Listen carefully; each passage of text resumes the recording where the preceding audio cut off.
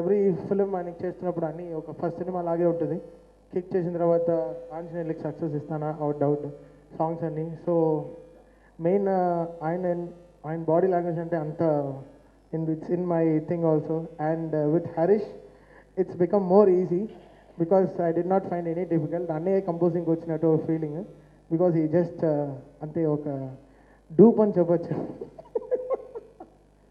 So Harish వచ్చి is a very energetic character. ఎప్పుడు ఎంత ఈస్ గాట్ ఎంత లోపల బాధ ఉన్నా he will not show out. So but I read his heart అంటే ఎంత కష్టపడ్డాడని నాకు తెలుసు. So today we all prayed for his success more than anything. So I'm so happy that my song just helped his movie as well as he has taken very good stuff from me, and I thank Annaya and all the team for the encouragement, and vice versa Gautam Raj garu, and I thank my senior cameraman Ram Prasad garu and my producer. Thank you sir, thank you very much. ఈ చిత్ర నిర్మాణం సాగేటప్పుడు నేను నిజంగానే ఇలా వచ్చి ఇలా చూసి వెళ్ళిపోయేవాడిని. ఎందుకంటే నేను ఇలా చూడంగానే డైరెక్టర్ గారు హలో అనేవాడు, ఆయన పనిలో ఆయన ఉండిపోయేవాడు. హీరో గారు ఇట్లా అనేవాళ్ళు, ఆయన పనిలో ఆయన ఉండిపోయేవాడు. మా కెమెరామ్యాన్ వరకు ఇలా అనేవాళ్ళు, ఆయన పనిలో ఆయన ఉండిపోయాడు. ఇలా చూడగానే అందరూ నిర్మాతలుగా కనపడ్డారండి. అంటే అందరూ కూడా ఎవరికి వాళ్ళు ఈ చిత్రం నాది నాది నాది నాది అంటూ పనిచేశారు. అక్కడ నేను ఉండే కంటే లేకపోతే చిత్ర నిర్మాణం ఏమైనా తగ్గుద్దని నేను నిజంగా భావించి అక్కడి నుంచి వచ్చాను. నా నమ్మకాన్ని ప్రతి ఒక్కళ్ళు నిలబెట్టారు. ఈ చిత్రాన్ని విజయానికి అందరూ కూడా ప్రతి ఒక్కళ్ళు కృషి చేశారు. ప్రతి ఒక్కళ్ళు కూడా ఈ చిత్రం విజయం సాధించాలని మనస్ఫూర్తిగా కోరుకున్నారు. కాబట్టి ఈ చిత్రం ఇంత గొప్ప విజయం సాధించాలని నిజంగా చెప్తున్నానండి. ముఖ్యంగా మా హీరో గారు, మా డైరెక్టర్ గారు, మా కెమెరామెన్ మరియు మా మ్యూజిక్ డైరెక్టర్ గారు, హీరోయిన్లు అందరూ నాకు తన వాళ్ళగా చేసుకొని ఈ చిత్రాన్ని మరి ప్రతి ఒక్కళ్ళు కూడా కృషి చేశారు. ప్రతి చోట నుంచి ఈ చిత్ర విజయం గురించి వింటుంటే ఒక మొదటి సినిమా ప్రొడ్యూసర్ కిందకంటే ఆనందం ఇంకోటి ఉండదు. దానికి వారందరికీ నేను కృతజ్ఞతగా తెలియజేసుకుంటున్నాను. Okay, thanks. మిరపకాయ సక్సెస్ని మీట్ అయిందన్న, ఇవాళ ఇక్కడ మిరపకాయ సక్సెస్ మీట్ జరుగుతుందన్న 200% క్రెడిట్ గోస్ టు రవితేజ. నేను చాలా ఇంటర్వ్యూలో చెప్పాను, అంటే పాత్రికేయులందరికీ తెలుసు, నా మీద నాకున్న నమ్మకం కంటే రవితేజకి నా మీద ఉన్న నమ్మకం ఎక్కువ. సో ఆ నమ్మకమే చాలాసార్లు అంటే ఎన్నోసార్లు ఎక్సైట్ చేసినా చాలాసార్లు టెన్షన్ పెట్టదు. ఇంత నమ్మకం ఉంది కదా ఏంటి సినిమా అని. బ్రహ్మాజీ చెప్పినట్టు ఇందాక మిరపకాయ షూటింగ్ అయిపోయింది ఆల్మోస్ట్. ఈవినింగ్ ఇంకో గంటలో ప్యాకప్ పరంగా కెమెరామెన్ గారు లైటింగ్ చేస్తున్నారు. నేను ఏదో తెలియకుండానే ఏదో చిన్న సీరియస్ అదే అప్పుడే షూటింగ్ అయిపోయిందా అన్న ఫీలింగ్లో ఉన్నాను. అప్పుడు అన్నయ్య వచ్చి షార్ట్ రెడీ కదా ఏంటి అని ఏదో మాడుతుంటే షూటింగ్ అయిపోయింది అన్నయ్య, నెక్స్ట్ పోస్ట్ ప్రొడక్షన్ రిలీజ్ దగ్గర పడుతుంది అన్నప్పుడు ఏదో చిన్న టెన్షన్ స్టార్ట్ అయింది నాకు అన్న. తొక్కలో టెన్షన్ పక్కన పెట్టి ఈ సినిమాలో ఉన్న ఇంకో సినిమా చేస్తున్నాం మనం అన్నది. సో ఇలాంటి నమ్మకం చాలామందికి నమ్మకం ఉంటుందండి. అతను బాగా చేస్తాడు, నాకు నమ్మకం ఉంది. షాక్ సినిమా చూసావు బాగుంది, మంచి డైరెక్టర్, నమ్మకం ఉంది అని చెప్పిన వాళ్ళు చాలామంది ఉన్నారండి. అలాగే నన్ను రవితేజ నమ్మాడు. నమ్మకం ఉంది, నమ్మకం ఉంచడం అనేది కాంప్లిమెంట్ అంతే. నమ్మకం ఉంటే దొప్పదు. నమ్మకం ఉంది, ఏం చేసుకోవాలి ఇప్పుడు ఆ నమ్మకాన్ని?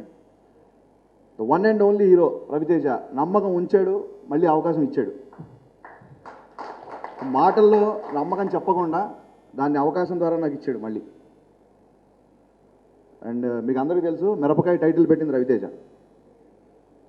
స్క్రిప్ట్ చెప్పిన తర్వాత నేను ఒక టైటిల్ అనుకున్నాను. ఆ టైటిల్ విన్న తర్వాత దీనికి మిరపకాయ అయితే ఎలా ఉంటుంది అన్నాడు. ఇంతకంటే ఎనర్జెటిక్గా అన్నాడు. అనగానే we all connected to title. And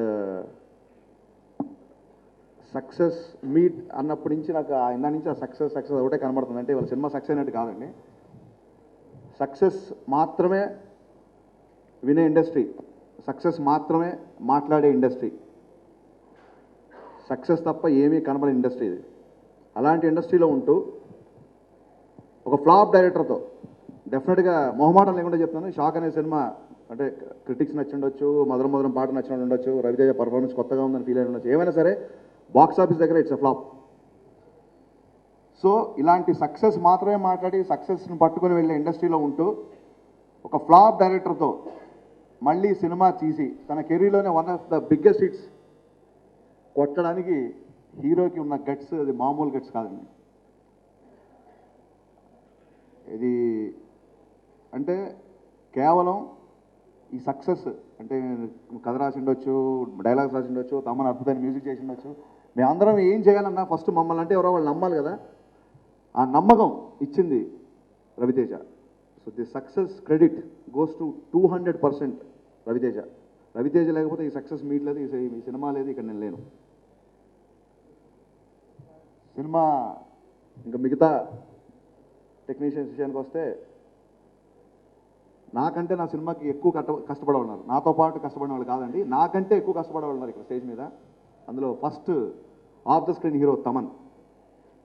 కథ చెప్పగానే సూపర్ బాబా ఎక్స్ట్రానరీ అని చెప్పి సెకండ్ ఇచ్చాడు. డెఫినెట్గా ఏమి డైరెక్టర్ అయినా సరే ఇలాగే ఉంటారు కదా, డైరెక్టర్ని డిసప్పాయింట్ చేయకూడదు అనుకుంటారేమో అనుకొని నేను తర్వాత ఇద్దరు డిస్పోజ్ అయ్యాం. అక్కడి నుంచి ఒకటే ఫోన్లు, ఆ సాంగ్ ఎలా తీస్తున్నారు, దాని కొరియోగ్రాఫర్ ఎవరు, దాని కాస్ట్యూమ్స్ ఎలా ఉంటుంది, దాని బిఫోర్ సీన్ ఏంటి, ఆ డైలాగ్ ఏంటి, విపరీతమైన క్వశ్చన్స్. తను ఏంటి ఎంత విసిగిస్తున్నాను, ఇన్ని క్వశ్చన్లు వేస్తానంటే నా హీరో కూడా నన్ను క్వశ్చన్ వేయలేదమ్మా. బట్ తర్వాత when he come up with the tunes then I realise అతనికి స్క్రిప్ట్ ఎంత నచ్చింది, తను ఏ రేంజ్లో మ్యూజిక్ చేశాడు అనేది. అండ్ నాకంటే నా సినిమాని ఎక్కువ అర్థం చేసుకుంది తమన్, అందుకే అంత గొప్ప మ్యూజిక్ ఇచ్చాడు. And next coming to Gautam Raj garu sir. First schedule అయిపోయిన తర్వాత మీరు ఎడిటింగ్ చేసిన తర్వాత ఆ ఎడిటింగ్ చూసి టేకింగ్ స్టైల్ మార్చుకున్నాం సెకండ్ షెడ్యూల్లో. సినిమా పరిగెడుతుంది, సినిమా ఎక్కడ ఒక సెకండ్ కూడా ఆలోచించడమట్లేదు అని చాలామంది సినిమా తర్వాత కాంప్లిమెంట్ ఇచ్చారు. That solo great goes to Gautam Raj garu. Gautam Raj గారు ఈ సినిమాకి ఎడిటింగ్ చేయడం కాదు, నాకు ఎడిటింగ్ ఎలా చేసుకోవాలో నేర్పారు. I'm very very thankful to you sir.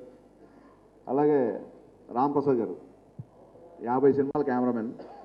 మా బిఫోర్ సినిమా మర్యాద రామన్న, ఆయన గురించి రకరకాల యాడ్లు కట్ చేశారు మాకు. రామ్ ప్రసాద్ వస్తున్నాడు చూడండి అని టైప్లో టెన్షన్ పడ్డాను. పెద్ద కెమెరామెన్ కదా, రాజమౌళి గారితో వర్క్ చేసి వచ్చారు, తనకి ఏం చెప్పాలి, ఎలా చెప్పాలి, తనతో ఎలా కమ్యూనికేట్ అవ్వాలని.